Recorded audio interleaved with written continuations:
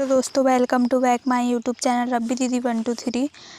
दोस्तों, पिछले वीडियो में हमने BA BCom BSc first year का आधारिक पाठ्यक्रम देखे थे। इस वीडियो में हम प्रायोगिक पाठ्यक्रम देखेंगे। प्रायोगिक पाठ्यक्रम के लिए हमारा पहला उद्देश्य होगा दोस्तों मृदा नमूनाकरण और मृदा पीएच का निर्धारण। अर्थात दोस्तों, हम सर्वप्रथम मृदा का नमूना मृदा की जांच इकट्ठी करती हैं, इसलिए मृदा नमूनाकरण आ जाएगा। दूसरा उद्देश्य आएगा दोस्तों मृदा कार्बनिक कार्बन सामग्री का निर्धारण। अर्थात दोस्तों, जांच के दौरान हमें जो कमी मिट्टी में पोषक तत्वों की पता चलता है, वह कमी को पूरा करने के लिए हम पोषक तत्व डालते हैं, इसलिए कार्बनिक कार्बन सामग्री का निर्धारण आ जाएगा, कितना क्या क्या डालना है। तीसरा उद्देश्य में आएगा दोस्तों नर्सरी और बीज क्यारी तैयार करना। अर्थात दोस्तों, मृदा तैयार करने के बाद नर्सरी और बीज क्यारी तैयार करना, अर्थात रोपण करते हैं अपन फसल का, इसलिए नर्सरी आ जाएगा। चौथा उद्देश्य आएगा दोस्तों कवकनाशी और जैव उर्वरक के साथ बीज उपचार। अर्थात दोस्तों, जैसे पौधे प्लांट लगा दिए, उसमें कवक लग रहे हैं, रोग लग रहे हैं, तो जैव उर्वरक देना पड़ेगा, इसलिए जैव उर्वरक कवकनाशी आ जाएगा।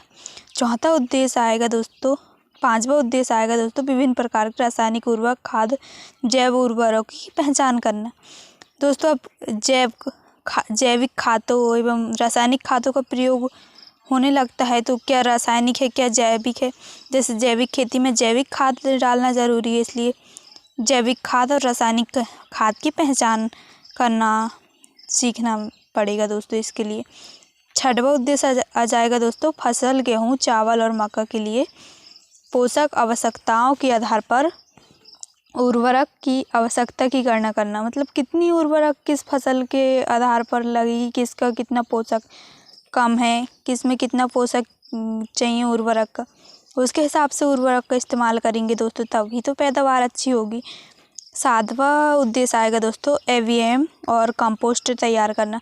दोस्तों, जैसे हमने तो जैविक खेती में पढ़ लिया कि जैविक खेती करने के लिए जैविक खाद का प्रयोग होता है, पर जैविक खाद बनाना आना चाहिए, इसलिए कंपोस्ट तैयार करना सीखेंगे। आठवां उद्देश्य में दोस्तों कीट नियंत्रण और पोषक तत्व स्प्रे के लिए स्प्रेयर या डस्टर का उपयोग करना। दोस्तों, अब स्प्रे करेंगे कोई भी चीज़ तो उसके लिए स्प्रेयर चलाना डस्टर चलाना आना चाहिए, इसलिए इनको चलाना सीखेंगे। नौवां उद्देश्य के अंतर्गत दोस्तों फसल के बीज गेहूँ चावल में कितनी नमी, बोने के समय कितनी नमी, बीज भंडारण के समय कितनी नमी रखना चाहिए, ये सब देखना पड़ेगा दोस्तों।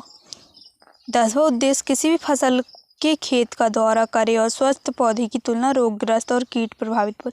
अब जांच करना पड़ेगा दोस्तों कि कौन सा पौधा रोगग्रस्त है, कौन सा बगैर रोग